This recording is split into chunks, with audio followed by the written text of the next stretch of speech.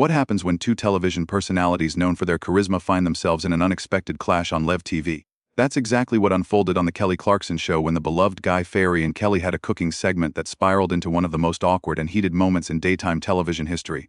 Guy Fieri, the king of Flavor Town, entered with his usual vibrant energy, ready to showcase his signature dishes. But what came next left everyone in the studio stunned. The show began like any other, with Kelly welcoming the audience warmly as usual before introducing Guy, who came onto the stage with his signature spiky hair and flame-covered shirt.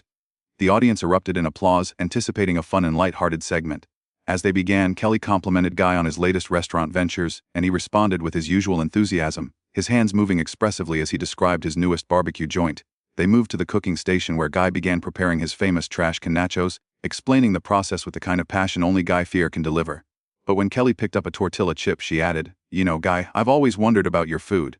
It's all so over the top. So much cheese, so much meat, so many layers. Do you ever think about, I don't know, making something that doesn't require a cardiologist on standby?" The audience laughed, assuming it was light-hearted banter.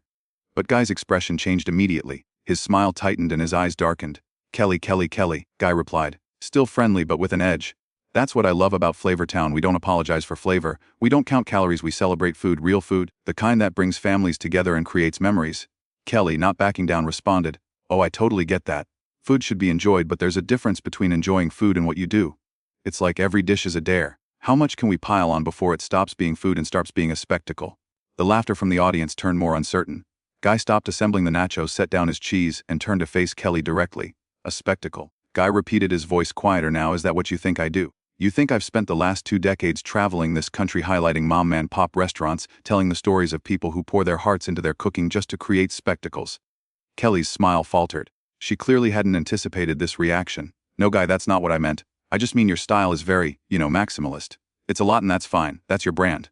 But not everyone connects with that." "Not everyone connects with that," Guy echoed, his voice now low, nodding slowly. "Right, so what you're saying is that my food, the food I grew up with, the food that millions of Americans eat and love and celebrate, isn't good enough for your refined palate?" "I never said that," Kelly protested, her voice rising slightly. The studio fell silent and the tension was thick in the air. "I'm just saying there are different approaches to food. There's nothing wrong with wanting something lighter, healthier, more refined, I suppose." That last word lingered in the air like a challenge. Guy's jaw tightened. He slowly took off his sunglasses, folded them with precision, and placed them down on the counter. His voice, when it came, was calm but packed with emotion. "Sophisticated," he repeated. "There it is. That's what this is really about, isn't it, Kelly?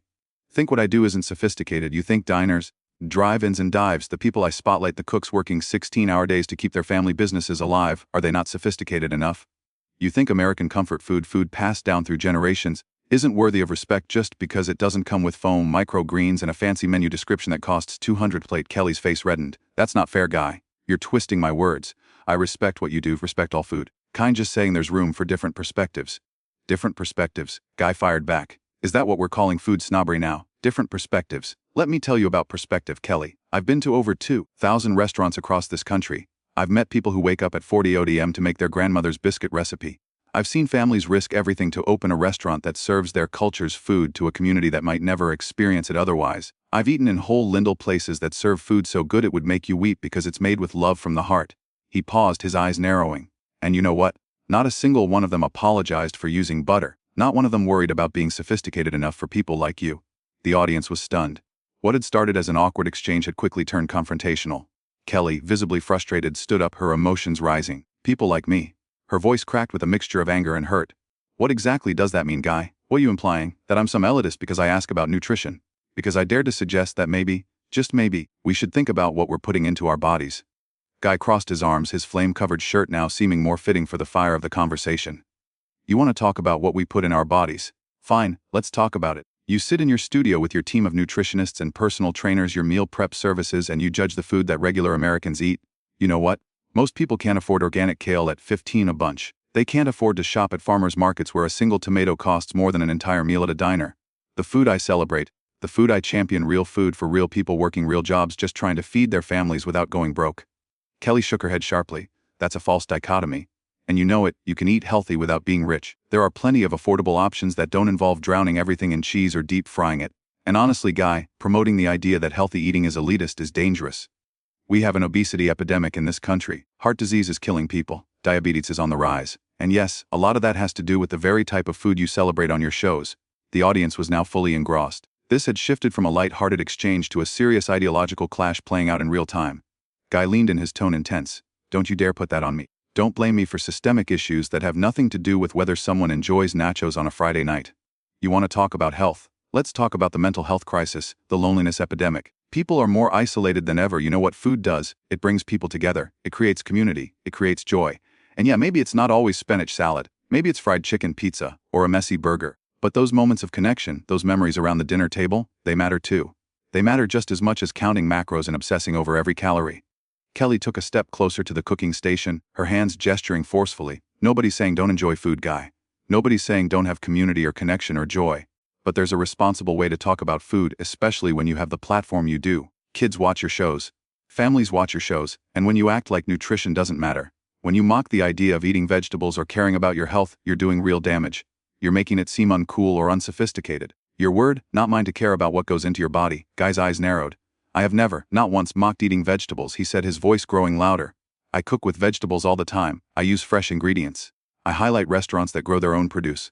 But I also don't demonize butter, cheese, or meat, or any of the ingredients humans have been eating for thousands of years. You know what I mock? I mock the idea that food should be joyless. I mock the idea that you need to feel guilty every time you eat something that tastes good.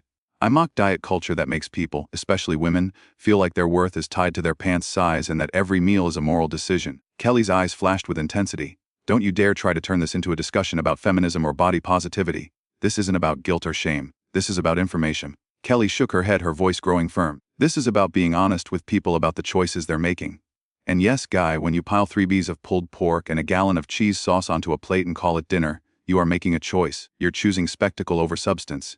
You're choosing views and clicks over actual responsibility to your audience. Guy's voice dropped to a near whisper, but it was loaded with weight. Responsibility to my audience. Let me tell you about my responsibility to my audience. When the California wildfires destroyed entire communities, I was there, cooked thousands of meals for first responders and families who had lost everything. When the pandemic shut down restaurants across this country, I raised over $20 million to help restaurant workers who couldn't feed their families. I've used my platform to highlight businesses owned by people of color, by immigrants, people overlooked by the food establishment you seem to think is so important. So don't lecture me about responsibility, Kelly. Don't you dare. The audience erupted in applause, but it was scattered. Some clapped for Guy, others looked uncomfortable, and a few were clearly on Kelly's side. Kelly waited for the noise to die down, her face hardening. That's wonderful, Guy. Truly, the charity work you do is admirable, but that doesn't mean you get a free pass to promote unhealthy eating. Those two things aren't mutually exclusive. You can be a good person and still be wrong about this. Wrong about what exactly Guy demanded. Wrong about thinking food should be fun. Wrong about celebrating culinary traditions from every corner of this country. Wrong about refusing to make people feel bad for eating foods they grew up with, foods their grandmothers made, foods that connect them to their heritage and history. Because if that's wrong, Kelly, then I don't want to be right. Kelly took a deep breath, trying to calm herself. Hey, you're deliberately missing my point. Nobody's attacking anyone's grandmother or their heritage. But we can honor food traditions while also acknowledging that maybe we need to adapt them. Maybe we need to find ways to make them healthier. Maybe we need to think about portion sizes and frequency and balance. That's not an attack. That's evolution. Evolution, Guy repeated, his tone dripping with skepticism. Right, because everything old is bad and everything new is better. Because the way people have been cooking for generations needs to be fixed by people who think they know better. You know what that sounds like to me? It sounds like colonialism. Sounds like gentrification. It sounds like telling people their culture isn't good enough, their food isn't good enough, that they need to change who they are to fit some narrow definition of what's acceptable. Kelly's mouth dropped open in disbelief. I need you just compare me to a colonizer because I suggested eating vegetables. Are you serious right now? That's absurd, Guy. Completely absurd, and you know it. Is it though? Guy pressed, his voice steady. I've seen it happen over and over again. A neighborhood full of incredible family-owned restaurants that have been there for decades, serving food with meaning, with history. And then the neighborhood gentrifies, and those restaurants get replaced by trendy spots serving deconstructed versions of their food priced 3 times higher. And everyone calls that progress. You talk about evolution like it's neutral, but it's not. It's always about making things more palatable for a specific demographic. A class of people who think their tastes and values should be universal. Kelly's face flushed with a mixture of anger and disbelief. You're really reaching here, Guy. You've taken a simple conversation about nutrition and turned it into some grand conspiracy theory about class warfare. All I said was that your food is a lot. That's it. That's the comment that started this whole thing. And instead of just laughing it off or defending your cooking style, you've accused me of being an elitist, a snob, a colonizer, ... What else? What other crimes am I guilty of for suggesting we shouldn't eat trash can nachos every day? Nobody said eat it every day. Guy shot back. And that's exactly the problem with your argument. You take something that's meant to be enjoyed occasionally, a celebration, a treat, a moment of indulgence, and act like I'm telling people to eat it for breakfast, lunch, and dinner. I've never said that. But what I am saying is that those moments matter. Those celebrations matter. And when you dismiss them as spectacle, when you roll your eyes at the idea of people enjoying rich, flavorful food, you're dismissing something really important about human culture and connection. Kelly raised her hands in frustration. I'm not dismissing anything. I'm trying to have an honest conversation about the impact food media has on people's choices. You have millions of followers, Guy. Millions of people who watch your shows and see you eating massive portions of high-calorie food, and never once do you mention that maybe that's not an everyday thing. Never once talking about moderation or balance or the fact that yes, food is about joy and connection, but it's also fuel for our bodies. It's both things, it can be both things, and I'm saying it doesn't have to be both things in every lead. If Single Moment Guy responded, his voice raw, why does every meal have to come with a disclaimer? Why does every bite need guilt or justification or reminder about heart disease? Can't we just let people enjoy things? Can't we just trust that adults are capable of making their own decisions about what they eat without celebrities, TV hosts, and internet nutritionists telling them they're doing it wrong? Kelly's voice softened slightly, though the tension in her shoulders remained. It's not about guilt, Guy. It's about responsibility. If people are going to be influenced by the content you put out, they need to be aware of the impact of those choices. That's all I'm saying. Kelly took a deep breath, steadying herself. I hear you, Guy, but I'm not trying to be the food police. What I'm trying to do is hold space for the responsibility we both have for anyone with a platform, really. When your entire brand is built on excess, more is more. Everything bigger, richer, and more extravagant that sends a message. Whether you intend it or not, it affects people. Guy stayed quiet for a beat, focusing on the nachos between them. Then his voice, although quieter, carried a weight that had been absent earlier. You want to know what my brand is really built on, Kelly? Respect. Respect for the people who cook, for the people who eat. Respect for the diversity of American food culture. And yes, sometimes that food's indulgent. Sometimes it's a fried bologna sandwich or a 7-Love burrito. But behind every dish is a person, someone who cares, putting their heart into keeping traditions alive or creating something new. And when you reduce it all to just excess or spectacle, you're missing the point. Kelly leaned forward, frustration simmering. I'm not missing the point, Guy. I see the people. I respect the passion. But there's a larger issue here. We have a cultural problem with food in this country. We eat too much processed food, too much sugar, too much fat, and shows like yours contribute to normalizing unhealthy eating habits that have real consequences. That's not an attack on you, it's just a fact. Guy shook his head slowly. That's not a fact. It's your opinion. And it's an opinion that ignores so many other things. What about food deserts where people can't get fresh produce? What about the cost of healthy food? What about the families working multiple jobs, not having time to cook from scratch every night? What about the stress and exhaustion that makes comfort food feel necessary? You can't just blame obesity on the fact that my show features nachos. That's a ridiculously oversimplified view. Kelly crossed her arms, now clearly more determined. I'm not blaming it all on you, Guy, but you're part of a larger ecosystem, and that ecosystem has consequences. It's fair to ask people with platforms like yours to consider those consequences. Maybe acknowledge that moderation matters. Maybe show vegetables on the plate sometimes. Maybe say this food's a treat, not an everyday thing.